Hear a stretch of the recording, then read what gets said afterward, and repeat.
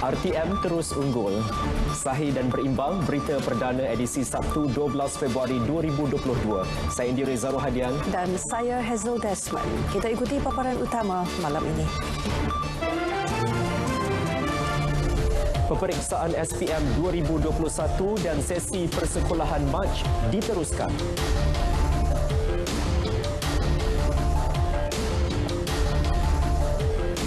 Kerajaan kekalkan unjuran KDNK bagi tahun 2022.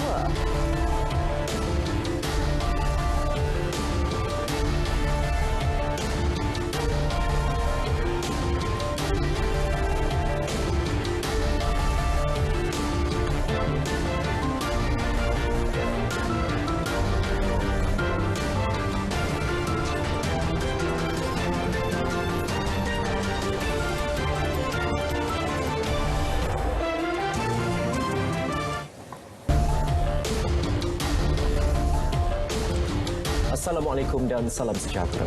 Sesi persekolahan Mac 2022 akan diteruskan walaupun kes COVID-19 meningkat di seluruh negara. Jelas Menteri Kanan Pendidikan Datuk Dr. Radzi Jidin, setakat ini kes di sekolah masih terkawal dan SOP ketat dilaksanakan dengan pemantauan berterusan.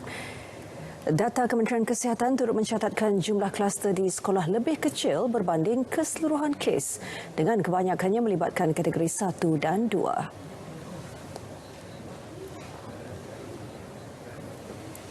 Di Kementerian Pendidikan dan juga kita bincang dengan Kementerian Kesihatan, kita perlu melihat skop yang lebih luas, bukan sahaja jumlah kes tapi juga keadaan atau tekanan kepada sistem kesihatan. Pada masa ini seperti mana saya sebut tadi, bahawa kita akan teruskan sesi persekolahan ini mengambil kira kadar vaksinasi di seluruh negara yang tinggi. Beliau berkata demikian selepas hadir sesi libat urus bersama warga pendidik dan Persatuan Ibu Bapa dan Guru di Johor Bahru. Beliau turut menyeru agar ibu bapa memberi kerjasama bagi melancarkan lagi program PIC Kids. KPM juga sentiasa bekerjasama dengan KKM bagi memastikan semua pihak di sekolah sudah divaksin. Ya, sementara itu, peperiksaan sijil pelajaran Belisih SPM akan berjalan seperti dijadualkan meski ketika pilihan raya umum PRU Dewan Negeri Johor ke-15 berlangsung. Datuk Dr. Radzi Jidin memaklumkan KPM akan menghantar surat rasmi kepada Suruhanjaya Pilihan Raya SPR supaya tidak menggunakan sekolah menengah sebagai pusat mengundi. Berikutan ia akan digunakan bagi menduduki peperiksaan tersebut. Pihaknya bagaimanapun belum menerima permohonan rasmi daripada SPR untuk menggunakan sekolah sebagai pusat mengundi. Hampir sebahagian besar sekolah menengah itu bilik-biliknya digunakan untuk tujuan pengurusan SPM atau pelaksanaan peperiksaan SPM. Ini termasuklah bilik isolasi, bilik kuarantin dan sebagainya. SOP kita cukup lengkap. Sebab itu kita mohon supaya kalau boleh sebaik-baiknya sebaik ini supaya tidak digunakan sekolah menengah ini sebagai pusat pembuangan undi. Untuk sekolah rendah tak apa.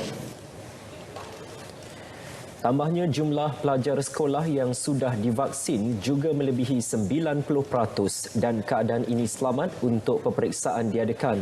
SPM akan bermula 3 hingga 29 Mac depan. Saudara, kanak-kanak berdepan risiko sehingga 40 kali ganda kesan kesihatan berpanjangan sekiranya dijangkiti COVID-19 selain berpotensi menghidap sindrom keradangan pelbagai sistem yang menjejaskan kualiti kehidupan golongan itu bagi tempoh lama. Justru program vaksinasi COVID-19 kebangsaan kanak-kanak PIC Kids di bawah Kementerian Kesihatan Malaysia KKM dipergiat bagi memberi pelindungan optimum untuk golongan berusia 5 hingga 11 tahun. Ikuti laporan Syazwani Samsu.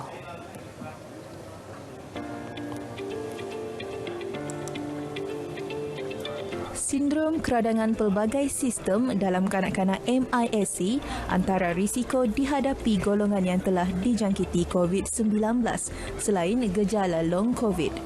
Ia merupakan keadaan keradangan teruk yang berlaku di antara 2 hingga 6 minggu selepas dijangkiti COVID-19. Kanak-kanak tersebut boleh mengalami gejala yang sangat teruk seperti demam yang berlarutan, tekanan darah yang rendah, sawan, serta keradangan pelbagai organ termasuklah jantung, paru-paru, buah pinggang, ya, otak, ya. Dan ini boleh menyebabkan kegagalan organ-organ tersebut. Selain itu, pemberian vaksinasi juga dapat mengurangkan risiko penularan kepada kanak-kanak yang tidak menerima suntikan pelalian itu. Kurangkan risiko penularan jangkitan kepada kanak-kanak yang tidak layak menerima vaksin. Sebab ada kanak-kanak ni memang tidak layak menerima vaksinnya. Umpamanya jika mendapat penyakit kanser dan dalam rawatan lagi, ya. Maksudnya mereka mempunyai ketahanan yang agak rendah dan dinasihatkan supaya tidak mendapat vaksin ketika itu, ya.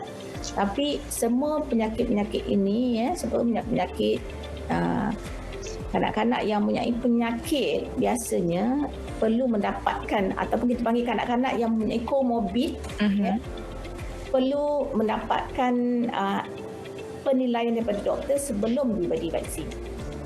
Kajian klinikal turut membuktikan suntikan ini dapat mengurangkan sehingga 90% risiko jangkitan bergejala dalam kalangan kanak-kanak. Ujian klinikal pula menunjukkan pengurangan 90%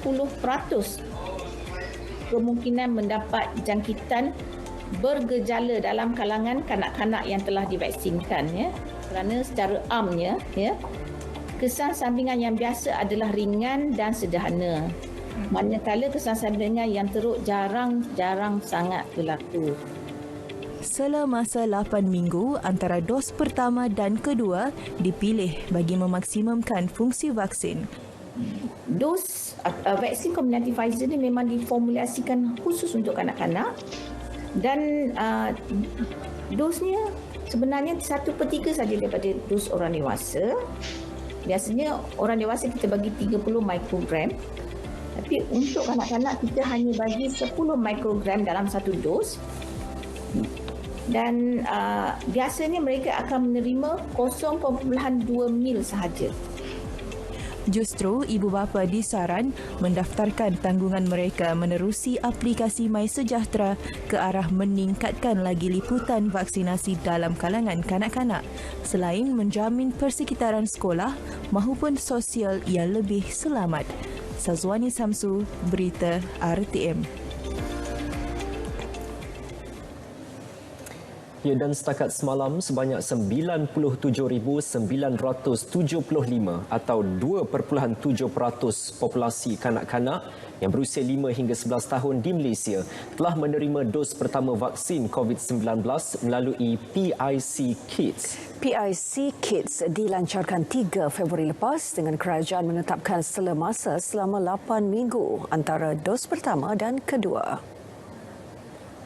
Dalam usaha mempercepat pemberian vaksin untuk kanak-kanak, 1,055 sekolah dikenal pasti untuk dijadikan pusat pemberian vaksin PPV bagi program berkenaan. Menerusi PIC Kids, Kementerian Kesihatan menyasarkan 70% kanak-kanak yang layak akan mendapat dos pertama dalam tempoh 2 bulan pertama ini dan lengkap 2 dos dalam tempoh 6 bulan.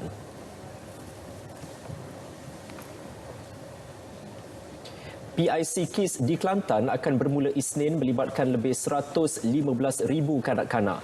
Pengarah Kesihatan Negeri Datuk Dr. Zaini Husin memaklumkan pihaknya menyasarkan 50% iaitu 45,874 daripada jumlah itu menerima suntikan vaksin bulan ini. Setakat ini 464 sekolah rendah telah dikenal pasti untuk dijadikan sebagai PPV. Bagaimanapun, jumlah tersebut akan berubah dari semasa ke semasa mengikut keperluan sekiranya Jabatan Pendidikan Negeri bersetuju membenarkan sekolah terbabit digunakan sebagai PPV. Kerajaan Negeri Melaka bersama Jabatan Pendidikan Negeri JPN komited untuk terus memberi kerjasama kepada Jabatan Kesihatan Negeri bagi menjayakan PIC Kids. Exco Pendidikan dan Teknologi Melaka, Datuk Rais Yassin optimis langkah pelaksanaan vaksin mobile atau pemberian vaksin di sekolah-sekolah dapat menjimatkan masa dengan 80% atau lebih 44,000 pelajar di negeri itu akan menerima vaksin COVID-19 dalam tempoh singkat. Kementerian Kesihatan KKM menyarankan penggunaan vaksin dos penggalak Pfizer atau AstraZeneca untuk COVID-19. Namun, mana-mana vaksin penggalak adalah lebih baik daripada tidak mengambilnya. Menterinya Khairi Jamaluddin berkata meskipun KKM menyarankan kedua-dua vaksin tersebut, vaksin Sinovac juga akan disediakan. Khairi melalui Twitternya turut berkongsikan kenyataan dikeluarkan Protect Health Corporation Senin Berhad yang menyatakan vaksin Sinovac akan ada di semua pusat vaksinasi off-site, PPV off-site, di bawah program imunisasi COVID-19 PICK secara percuma bermula Isnin ini. Mengikut kenyataan Protect Health itu, mereka yang layak untuk mendapatkan dos penggalak dan mahu mendapatkan vaksin jenis Sinovac boleh melihat kepada senarai PPV off-site di laman sesawang Protect Health seperti tertera.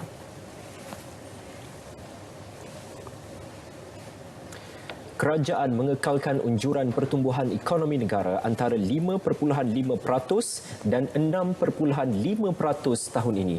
Menteri Kewangan Tengku Datuk Seri Zafrul Tengku Abdul Aziz memaklumkan angka itu selari unjuran tabung kewangan antarabangsa IMF dan Bank Dunia masing-masing pada 5.7% dan 5.8%.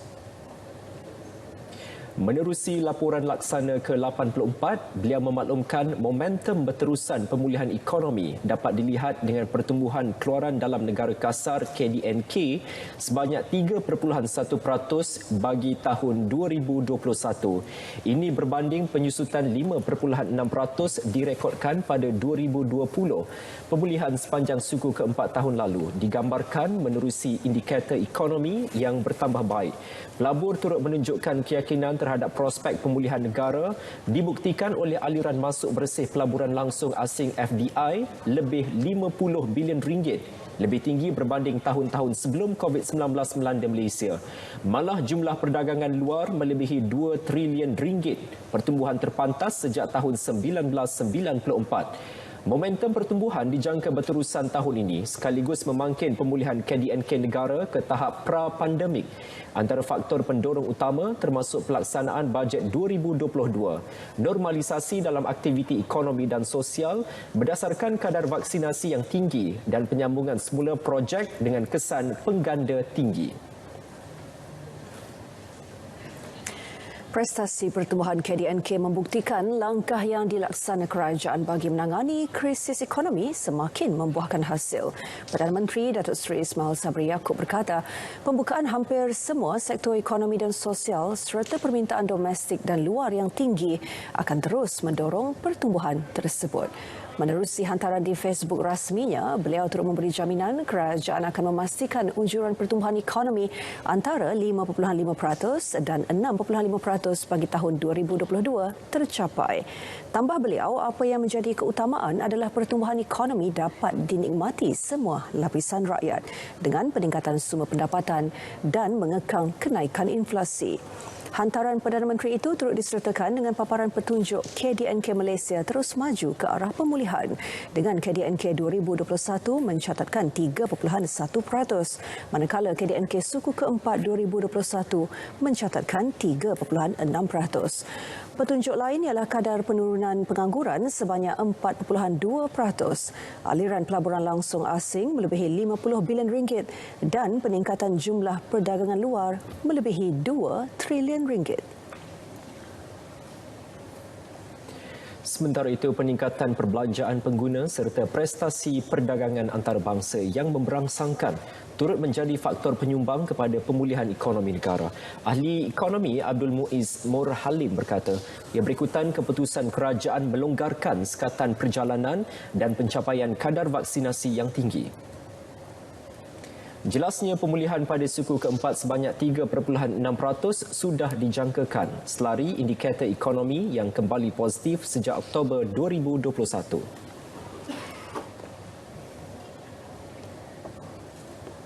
Walaupun pelaksanaan PKP penuh sedikit sebanyak merencat proses pemulihan ekonomi negara, pertumbuhan KDNK tahun lalu masih disumbang oleh peningkatan perbelanjaan sektor awam dan juga sektor swasta. Selain itu, jumlah perdagangan antarabangsa buat pertama kalinya mencecah lebih 2 trilion ringgit. Antara lain disokong kenaikan ekspor komponen elektrik dan elektronik serta ekspor kelapa sawit. Pakar ekonomi Nazmi Idrus pula berpendapat meski pertumbuhan lebih baik dicatat bagi keseluruhan tahun lalu, ia masih belum mencapai tahap pra-pandemik COVID-19 berikutan ketidaktentuan varian baharu dan bencana banjir. Bagaimanapun, kesan bencana alam dijangka tidak akan menjejaskan pertumbuhan suku pertama tahun ini. Dan perangkaan menunjukkan bahawa banjir membawa jumlah kerugian sebanyak 6.1 bilion atau 0.4% daripada KDNK. Jadi, ramalan kami untuk suku pertama tahun ini adalah tidak terjejas kerana kerugian daripada banjir ini adalah sementara dan boleh diimbangi oleh pembinaan semula pasca bencana. Di samping itu, pemberian subsidi dan kawalan harga barang oleh kerajaan akan mengurangkan tekanan inflasi dan memastikan pertumbuhan perbelanjaan pengguna yang berterusan.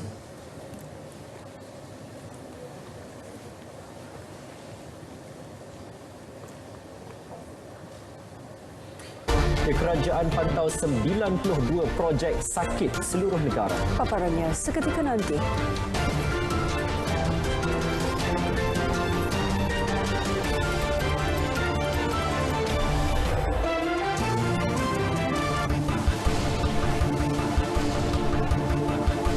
Bertemu kembali. Saudara, 92 projek sakit dan bermasalah telah dikenal pasti dan sedang dipantau di seluruh negara. Menteri di Jabatan Perdana Menteri Ekonomi, Datuk Seri Mustafa Mohamad berkata, projek sakit terlibat mengalami kelewatan melebihi 2 bulan atau 20% berbanding jadual pelaksanaannya. Kesemua projek sakit ini sedang dipantau Unit Penyelarasan Pelaksanaan ICU Jabatan Perdana Menteri. Jadi kita pantau dengan rapi melalui jawatankuasa, dipantau oleh ICU dan jawatankuasa saya di KSN, kita pantau semasa ke semasa. Pemilihan kontraktor silap pengarah JK sedia maklum, ya. Pemilihan kadang silap pemilih kontrak itu dikenal pasti sebagai faktor utama yang telah menjejaskan pelaksanaan projek. Ada juga berkaitan dengan konsultan, ya. Konsultan yang dilantik, kadang-kadang konsultan tak jalan petugas. Konsultan ini patut memastikan projek-projek berjalan dengan baik. Beliau turut memaklumkan tindakan sewajarnya sedang diambil untuk memantapkan kriteria pemilihan dan pelantikan kontraktor serta perunding selain usaha meningkatkan kemahiran penjawat awam dalam menguruskan projek pembangunan negara.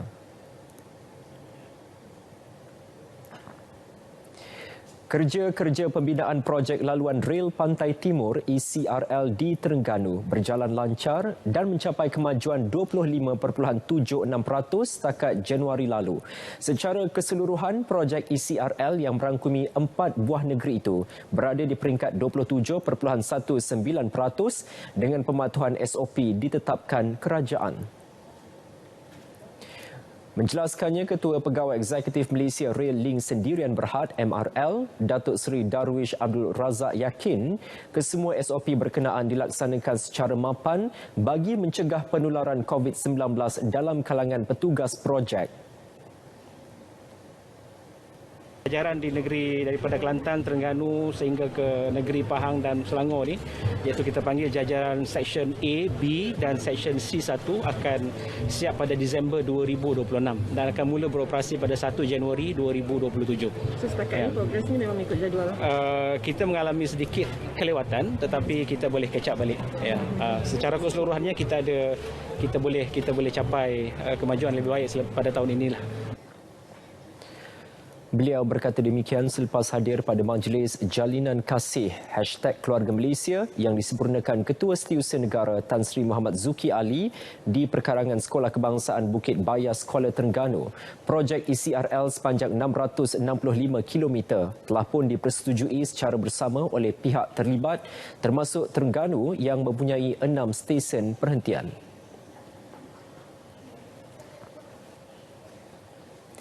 Ya, peranan 3 agensi utama sektor koperasi negara akan diselaras semula ke arah pembangunan koperasi yang lebih dinamik dan berdaya saing. Menteri Pembangunan Usahawan dan Koperasi Tan Sri Noh Omar berkata, matlamat itu akan dicapai menerusi aspirasi koperasi Malaysia yang menggariskan hala tuju lebih jelas sekaligus mengelakkan pertindihan fungsi agensi berkenaan. Inisiatif melibatkan Suruhanjaya Koperasi Malaysia SKM, Institut Koperasi Malaysia IKMA dan Angkasa.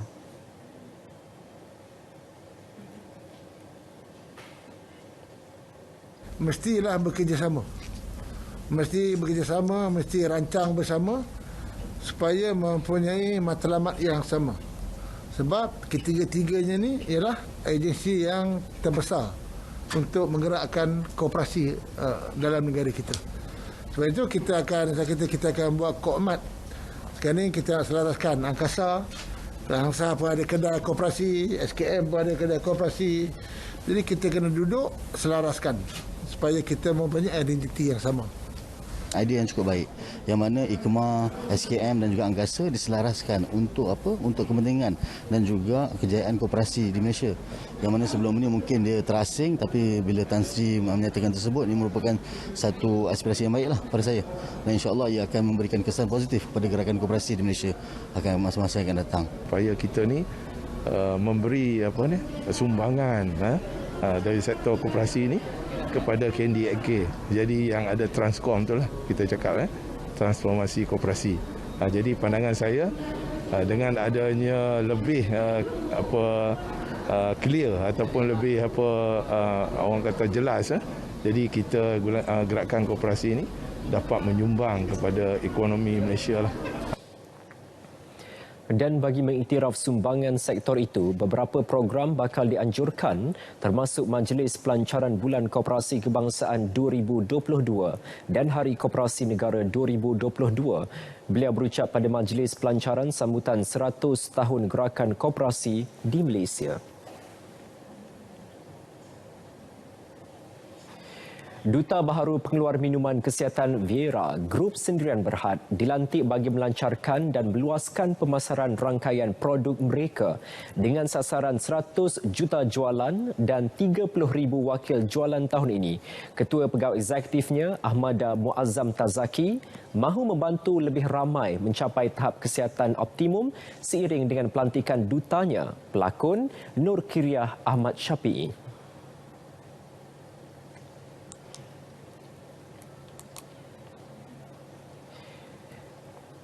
Ya, pelantikan Nur Kiriah dilihat dapat memperkenalkan penjenamaan produk di bawah Viera seperti jus Al-Wiqayah dan G Asfal.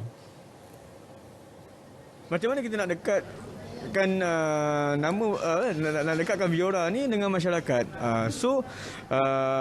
Jalan yang terdekat adalah kita adakan satu program CSR yang mana yang kita mudah untuk membantu mereka kan, yang mana yang dalam kesusahan terutama selepas Covid lah kan. Selepas Covid ni yang ramai yang terkesan dari sudut kesihatan, dari sudut pendapatan. Jadi dekat situ dia seiring dengan apa kita punya misi, sebab misi kita adalah kita nak baiki diorang dari segi kesihatan dan juga kewangan. Kiriah yang mengakui cukup cerewet dalam pemilihan produk terutamanya penjagaan kesihatan menerima tawaran sebagai jurucakap jenama itu kerana keberkesanan yang dia perolehi semasa mencubanya. Si akak yang sekarang ni, lepas tu pula memang dia mencuci dalaman kita. Lepas tu dia bagusnya lagi satu, siapa-siapa yang ada luka dalaman dan juga luaran, insya-Allah kena amalkan betul-betul akan dapat kesan. Produk jus Al-Wiqayah dan G Asfal dihasilkan dengan bahan utama berasaskan Arabic gum, roselle dan kunyit hitam, memiliki pelbagai khasiat kesihatan termasuk membantu mereka yang mengidap penyakit darah tinggi dan kencing manis. Viera Group Sendirian Berhad telah mencapai jualan sehingga 64 juta ringgit tahun lalu. Kini mahu mempelbagaikan aktiviti kebajikan dengan memperuntukkan 30 hingga 40% daripada pendapatan diperolehi.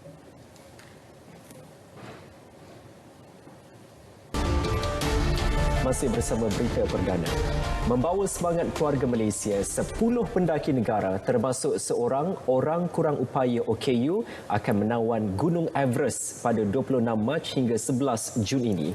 Lebih menarik, ekspedisi turut melibatkan pendaki daripada pelbagai kaum dan latar belakang bagi menonjolkan semangat perpaduan dan kebersamaan masyarakat Malaysia dalam mencapai satu matlamat. Menurut Presiden Kelab Eksplorasi Altitude merangkap Ketua Misi Malaysia Everest ME 2022 Azim Afif Ishak, peserta telah melakukan persiapan rapi sebagai persediaan melaksanakan ekspedisi tersebut. Dalam suasana COVID ini memang sangat mencabarlah. Kita PKP 1, PKP 2, PKP 3 ada buka sekejap kita bersama. Bila ditutup, maksudnya kita balik ke latihan kendiri. Kita juga dihantar semula ke Hospital Selayang Perubatan Sukan untuk test, untuk sekali lagi diuji adakah kita masih lagi dalam keadaan yang baik, dan juga kita akan mengikuti pula selepas ini adalah VO2 max. Kita nak tengok condition paru-paru kita, berapa oksigen yang kita boleh simpan dan sebagainya di dalam teknologi perubatan sukan. Buat julung kalinya, ekspedisi turut melibatkan anggota keselamatan daripada Angkatan Pertahanan Awam dan Polis Diraja Malaysia.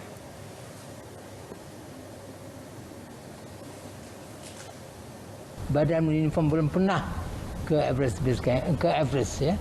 Dan kami telah berjumpa dengan Ketua Polis Negara dan Yang Berhormat Tan Sri telah bersetuju untuk menyokong usaha kita dan memberi komando untuk mengikut bersama. Dan mereka ada kelebihan. Dan seperti mana yang Komando SCC sebut tadi, dari latihan dan sebagainya. Besar kemungkinan jika apa-apa berlaku, mereka boleh menyokong pasukan civilian kita. Kami kalau latihan fizikal memang daily lah. Sambil kerja, latihan kami buat. Macam latihan untuk air altitude ni yang terbaru di Kinabalu. Lepas tu ada lagi bengkel-bengkel yang lain kami ikut. Macam kemahiran menggunakan tali, abseiling, rappelling, climbing. Latihan tu kita buat juga di sekitar Ipoh, Kedah.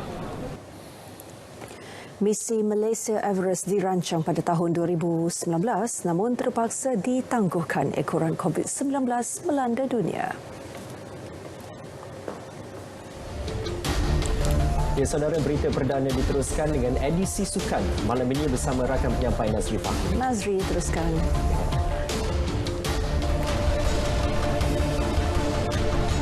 Melodi enggan pandang mudah saingan peringkat kumpulan.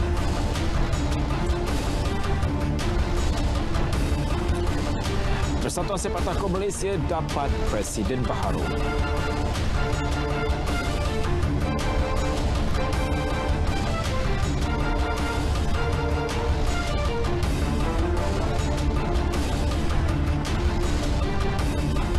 Assalamualaikum dan salam sukan untuk semua. Dimulakan dengan perkembangan sukan bola sepak terlebih dahulu. Menjelang kejohanan bola sepak Piala AFF bawah 23 tahun 2022, Ketua Jurulatih Brad Maloney menyifatkan ketiadaan musuh tradisi Indonesia dalam saingan kali ini. Cabaran Malaysia dalam saingan kumpulan B tetap sukar. Menurut Maloney, mereka agak terkejut apabila mendapat berita penarikan diri skuad Garuda yang berdepan krisis COVID-19 dan kecederaan pemain. I think it's a real shame that Indonesia had to withdraw.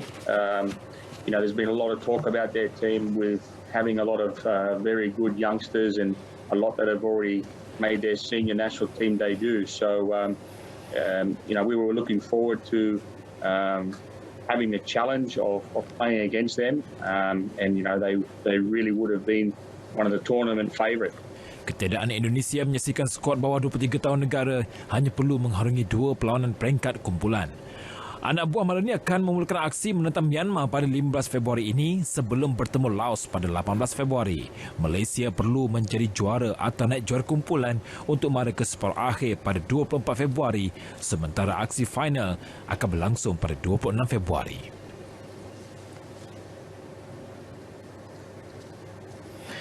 Dalam pada itu, skuad negara berdepan situasi kurang menyenangkan di Kemboja apabila seorang lagi pemainnya disahkan positif COVID-19. Yeah, so on arrival, the whole group had to undergo RTK test and a PCR test as per protocol.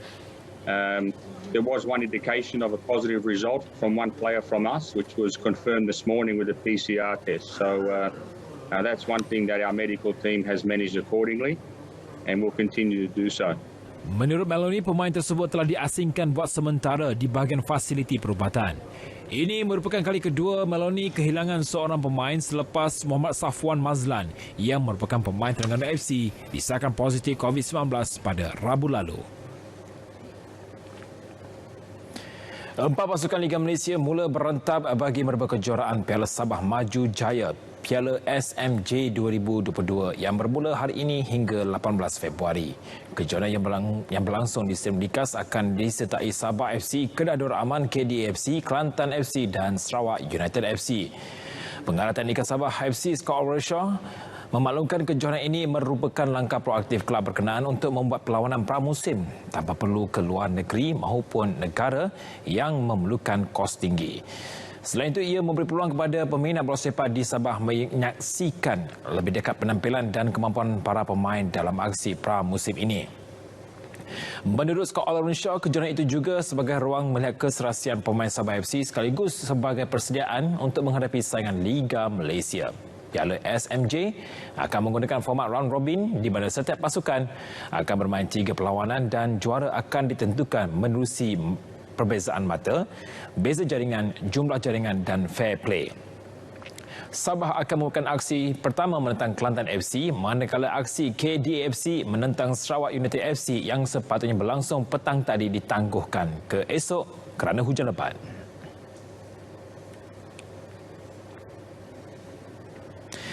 Mahu kemelut segera berakhir.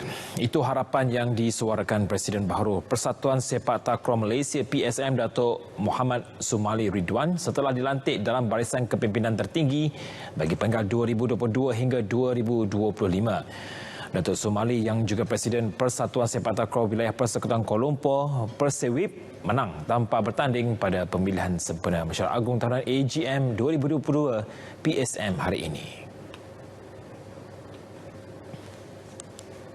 Menurut Datuk Sumali, misi utamanya ialah memastikan PSM dapat diterima semula ke dalam Persekutuan Sepak Takraw Asia ASTAF selepas dilucukan sebagai ahli gabungan tahun lalu. Selain itu, beliau turut mempelawa ahli gabungan di luar PSM iaitu Selangor, Putrajaya dan Sarawak untuk kembali semula bersama Badan Induk Sepak Takraw negara berkenaan. Kami, kepimpinan baru PSM ini akan cuba untuk bertemu seberapa segera dengan Yang Berhormat Menteri Belia Sukan dan juga Persetujuan Sukan, dan kami juga berhasrat untuk bertemu segera Presiden Olimpik Tan Sri Nurza, dan pastilah kami juga berhasrat bertemu juga Datuk Halim Kadir dan ahli jawatankuasa ASTAF untuk menyelesaikan kemelut yang ada di secepat mungkin. Selain jawatan Presiden, AGM berkenaan turut menyaksikan beberapa lagi kerusi jawatan kuasa tertinggi menang tanpa bertanding dengan 2 jawatan timbalan presidennya diisi Datuk Abdul Halim Sulaiman dan Datuk Seri Abdul Puhad Mat Nyayan. Manakala 3 jawatan naib presiden pula disandang Tengku Zaihan Cikgu Abdul Rahman, Datuk Awang Syam Amid dan Datuk Abu Jimmy Samad.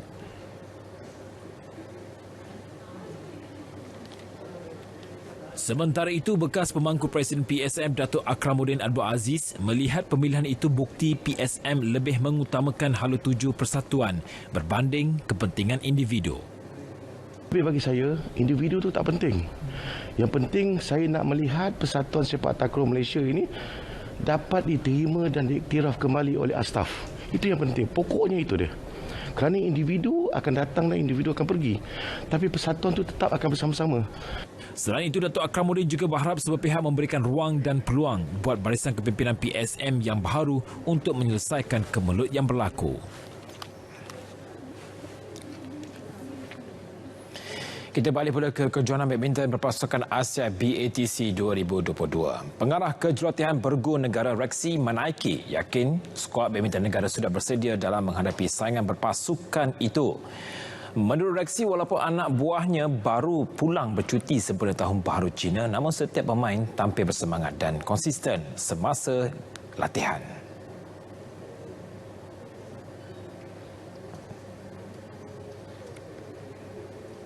Kita cakap dalam persiapan untuk kita fokus kepada maintain dia punya fizikal. Mungkin kita ada waktu itu kita ada naik sikit dia punya fizikal, nampak player memang ada sedikit penat ya. Dan itu kita tinggal maintain saja ya.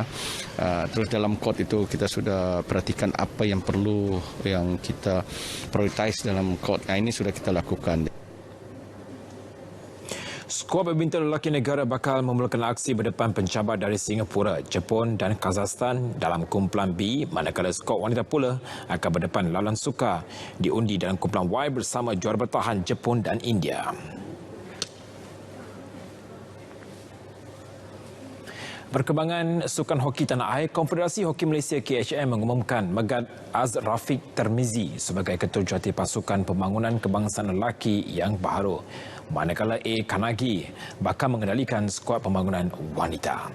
Kedua-dua jurati itu akan memikul tugas membimbing skuad modern negara di kejohanan TMB Liga Hoki Malaysia TMB MHL 2022 pada 18 Februari hingga 31 Mac ini. Presiden KHM Datuk Seri Subhan Kamal menjelaskan Megad Azrafiq dan Kanagi akan dibantu barisan kejurutihan mantap terdiri daripada bekas pemain dalam misi melahirkan lebih ramai pelapis muda yang berkualiti. We're not here to win cups and all that, because to play with these top teams is a bit difficult, but it's okay. For us, it's about giving them as much exposure as they can. We will, after this, probably what we will do, we will streamline, and then with your NHDP program also, we will try to get a group of pool of cream of players, and these players, I think we will work together with MSN to see how we can actually send them out to play in tournaments, and we're also thinking of creating some international age group tournaments in Malaysia and etc. Azrafiq bakal dibantu 3 penolong jurulatih iaitu Muhammad Sofian Muhammad selain 2 bekas pemain kebangsaan Baljit Singh Charum Singh dan Tengku Ahmad Tajuddin Tengku Abdul Jalil. Selain itu, legenda negara Datuk Mirawan Nawawi turut dilantik sebagai pengurus pasukan sementara. Bagi pasukan wanita A, Kanagi akan dibantu Muhammad Sarbi Muhammad dan Siti Rahmah Othman yang berperanan sebagai penolong jurulatih dan pengurus pasukan. Sesudah penarikan diri pasukan Uni KL dari saingan TMB MHL 2022, KHM mengumumkan kekosongannya akan diisi pasukan Tenaga Nasional Berhad TMB bagi membuat perhitungan menentang Terengganu Hoki Team THT untuk merebut Piala Subangsih. Setiausaha Jawatankuasa Pertandingan KHM Francis Xavier berkata, pasukan TMB dipilih selepas mereka menamakan Liga musim lalu di tempat ketiga. The league standings is more dominant to compare to the cup standings. So when we calculate on that, TNB comes in. Juara Piala Subangsih dan juara Liga TNB MHL 2021, Uni KL digugurkan selepas gagal menghantar borang pengesahan akhir bagi memintai saingan musim 2022. Pertembungan merebut Piala Subangsih bakal berlangsung pada 18 Februari ini di Stadium Hoki Nasional Bukit Jalil. Sementara itu, TNB bakal mempertaruhkan kombinasi pemain sedia ada, pemain remaja dan bekas pemain kebangsaan untuk merebut Piala Subangsih. Jurulatih TNB Nur Saiful Zaini berkata, beliau telah membuat persiapan 3 minggu lebih awal bagi menghadapi musim baharu Liga. Kita ada few training intensity yang tinggi kita buat and friendly matches. So nampak kita dah 60-70% ready for the first game on the 18th.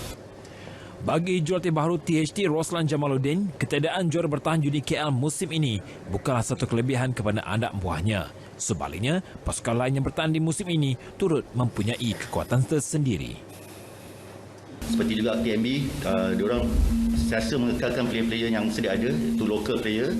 So bagi saya pertandingan tahun ini adalah lebih sengitlah untuk Liga dan TMB Cup. bertemu kembali. Saudara, radio adalah medium komunikasi terawal yang digunakan sejak zaman peperangan lagi dan ia masih relevan hingga kini dengan evolusi yang dilakukan mengikut peredaran zaman. Kita ikuti laporan disediakan Rashikin Harun sempena sambutan Hari Radio Sedunia 2022 esok yang bertemakan radio dan keyakinan. Tema tersebut sangat relevan dengan kedudukan radio pada zaman kini yang berdepan pelbagai cabaran teknologi lain.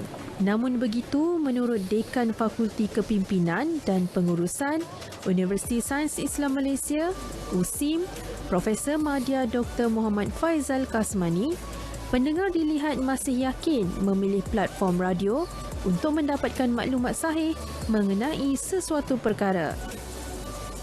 Di dalam keadaan di mana terlalu banyak informasi, kecelaruan informasi, jadi penonton atau pendengar ingin pergi kepada satu medium yang boleh memberikan kebenaran. Dan setelah 100 tahun radio bermula sehingga sekarang, radio still maintain semakin berkembang dan apabila pendengar ingin mendapatkan sesuatu, mereka akan datang kepada medium radio juga. Menerusi rancangan dari konti ke lokasi, Negeri FM turun padang memperkenal segmen yang disiarkan menerusi stesen radio itu dengan mengadakan kerjasama bersama pihak yang terbabit. Kerjasama itu diadakan bersempena sambutan Hari Radio Sedunia 2022 untuk menjadikan platform radio lebih diyakini sebagai medium penyaluran maklumat melibatkan sektor pendidikan. Ini merupakan satu kekuatan. Ia adalah satu sinergi. Sinergi yang kita telah, alhamdulillah kita dapat adakan pada hari ini, iaitu kekuatan Universiti Sains Islam Malaysia itu sendiri sebagai pendidik, platform pendidikan di negara ini, dan bersama stesen negeri FM menerusi penyampaian maklumat yang benar, penyampaian maklumat yang bermanfaat dan juga menghiburkan. Juruhebah Negeri FM yang ditemui berpendapat tema radio dan keyakinan sangat tepat dengan tugasan yang dilaksanakan dalam memastikan segala informasi terkini sampai kepada pendengar. Macam setahun dengan 2 tahun lepas lah RTM ni pernah memegang sebagai jenama media paling dipercayai. Radio itu sendiri pun membawa keyakinan untuk orang mendengar dengan fakta dan juga informasi yang kita bekalkan. Sebagai seorang penyampai radio kan, sebab radio ni satu platform kan untuk kita menyampaikan informasi dengan pantas untuk teman pendengar kita yang sedang memandu kan ataupun yang berada di rumah. Jadi informasi tu mereka dapat sangat pantas selain hiburan yang kita siarkan untuk mereka, dan yang pastinya di RTM kita hanya kongsikan maklumat ataupun info yang sahih. Radio dan keyakinan. Medium komunikasi terawal ini masih lagi relevan sehingga kini, melahirkan rasa yakin kepada pendengar dengan penyampaian maklumat yang pelbagai meliputi seluruh isi kehidupan. Nur Rashikin Harun, Berita RTM. Ya, dan ini pula susulan peningkatan kes jangkitan COVID-19. Kerajaan akan meneliti sama ada terdapat keperluan untuk penjawat awam bekerja dari rumah atau BDR. Ketua Setiausaha Negara Tan Sri Muhammad Zuki Ali berkata setakat ini tiada sebarang surat arahan dikeluarkan bagi membenarkan anggota penjawat awam bekerja dari rumah. Kita akan teliti. Saya tak boleh kata sekarang sebab benda ni saya kena bincang di peringkat kuartet dipanggil menteri-menteri, Maha Menteri. Kalau itu diputuskan oleh jawatan kuasa itu, kita akan patuhlah. Tapi setakat ni tak ada perbincangan ke arah tu. Cuma dia minta kita berhati-hatilah kalau dengan waspada kalau benda ni akan menyebabkan berlaku peningkatan Omicron. Tan Sri Muhammad Zuki ditemui media selepas menyempurnakan Majlis Jalinan Kasih #Keluarga Malaysia di perkarangan Sekolah Kebangsaan Bukit Bayas, Kuala Terengganu. Rang Undang-Undang RUU Perubahan Iklim Negara akan dibentang Kementerian Alam Sekitar dan Air Kasa pada sidang parlimen akan datang. Timbalan Menteri Alam Sekitar dan Air Datuk Mansur Othman berkata pihaknya kini di peringkat akhir menyiapkan kerangka undang-undang perubahan iklim tersebut. RUU tersebut antaranya bertujuan menjamin adaptasi perubahan iklim bagi mengurangkan impak banjir besar. No, untuk satu yang jadi adaptasi itu kalau climate change lah, iaitu untuk penyesuaian tentang jadi itu yang kita sedang terutama sekali kalau yang bagi perhatian tentang usaha mitigasi dan juga tentang satu lagi dengan circular economy lah untuk ekonomi hijau. Beliau berkata demikian selepas merasmikan rumah PAM Tebatan Banjir di Teluk Kumbar. Jelasnya rumah PAM itu bakal memberi manfaat kepada 21,800 penduduk yang berada dalam kawasan pelindungan banjir seluas 7 km persegi. Seorang remaja perempuan berusia 14 tahun ditemui maut dipercayai jatuh dari tingkat 10 sebuah pangsapuri di Rawang, Selangor. Mayat mangsa ditemui terbaring dengan kecederaan parah di kepala selepas penduduk terdengar dentuman kuat di atas bumbung tangki air awal petang tadi. Kejadian berlaku di Pangsapuri Seroja, Taman Tun Teja, Rawang. Difahamkan penduduk terus menghubungi ibu pejabat Polis Daerah IPD Gombak pukul 3.17 petang sejurus mayat ditemukan. Pasukan penyelamat bomba tiba di tempat kejadian 10 minit selepas menerima panggilan. Kes masih lagi dalam siasatan.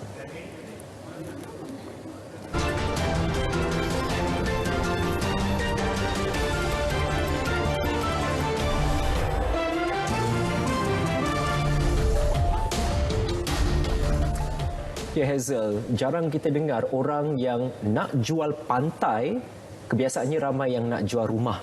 Andy, seorang lelaki di England ini mahu menjual pantai kepunyaannya, namun ada syarat yang dikenakan. Ya, penjual mengenakan syarat supaya pembelinya seorang yang cintakan alam sekitar dan sememangnya unik syarat yang diberikan tu. Kita ikuti paparannya dalam hashtag malam ini. Sebuah pantai di England dibuka untuk jualan dengan harga RM283,298. Pantai terletak di Ingold Mills itu dimiliki oleh seorang lelaki bernama Simon Adley.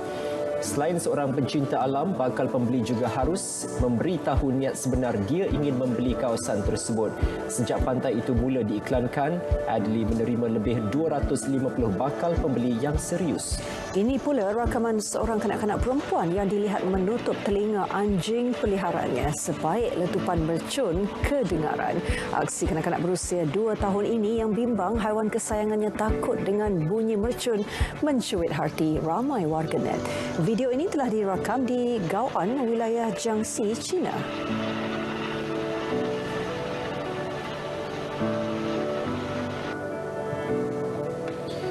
Ranger Thailand sedang giat mencari seekor harimau betina berkaki 3. Ini kerana bimbang binatang itu menjadi sasaran pemburu haram. Pencarian kini diperluas ke hutan terpencil di sepadan Thailand, Myanmar. Kelibat harimau diberi gelaran Aiduan bermaksud yang dipotong berjaya direkam kamera di Taman Negara Khao Lam, wilayah Kanchanaburi. Pihak berkuasa berharap dapat memindahkan Aiduan ke kemudahan kerajaan untuk makanan dan jaminan keselamatan.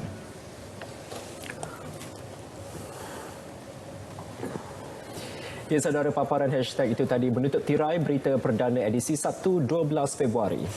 Terus dapatkan perkembangan sahih sepanjang masa melalui portal berita RTM di berita.rtm.gov.my. Ya, dengan itu, Assalamualaikum. Salam sejahtera.